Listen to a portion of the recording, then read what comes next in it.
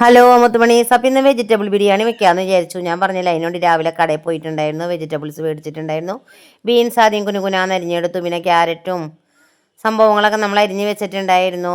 പിന്നെ അതേ നമ്മൾ സബോള വെളിച്ചെണ്ണയിൽ വേഗം സബോള, കറിവേപ്പില, അണ്ടിപ്പരിപ്പ്, മുന്തിരിയൊക്കെ ഫ്രൈ ചെയ്തെടുത്തു. അതേ എണ്ണയിൽ നമ്മൾ കോളിഫ്ലവറും വഴുതനങ്ങ വലിയ പീസായിട്ടാണ് കേട്ടോ, ഒരുപാട് ചെറിയ പീസായിട്ടില്ല, അതും നമ്മൾ ഫ്രൈ ചെയ്തെടുത്തു. പിന്നെ അതേ എണ്ണയിൽ നമ്മൾ സബോള, പച്ചമുളക്, ഇഞ്ചി വെളുത്തുള്ളി പേസ്റ്റ് ഇട്ട് വഴറ്റിയെടുക്കുമ്പോൾ അതിലേക്ക് തക്കാളി വലിയ പീസാക്കിയിട്ട് അതും വഴറ്റിയെടുത്തു. പിന്നെ ഇതൊക്കെ വഴണ്ട് വന്നതിന് ശേഷം നമ്മളതിലേക്ക് തേങ്ങ അരച്ച് മസാല സെറ്റാക്കി എടുത്തു. പിന്നെ നമ്മളിതേ ബിരിയാണിക്ക് ഓയിൽ ഒഴിച്ച് അതിലേക്ക് നല്ല ജീരകം, പട്ട, കരയാമ്പൊക്കെ ഇട്ട് വെള്ളം തിളച്ച് കഴിഞ്ഞപ്പോൾ അരിയിട്ട് ഇതേ നമ്മൾ വെന്ത് സെറ്റായി വന്നപ്പോൾ അതിൽ വെജിറ്റബിൾസൊക്കെ ഇട്ട് ദമ്മിട്ട് അണ്ടിപ്പരിപ്പ്, മുന്തിരി, വെജിറ്റബിൾസ് കംപ്ലീറ്റ് തട്ടിയിട്ടു കേട്ടോ.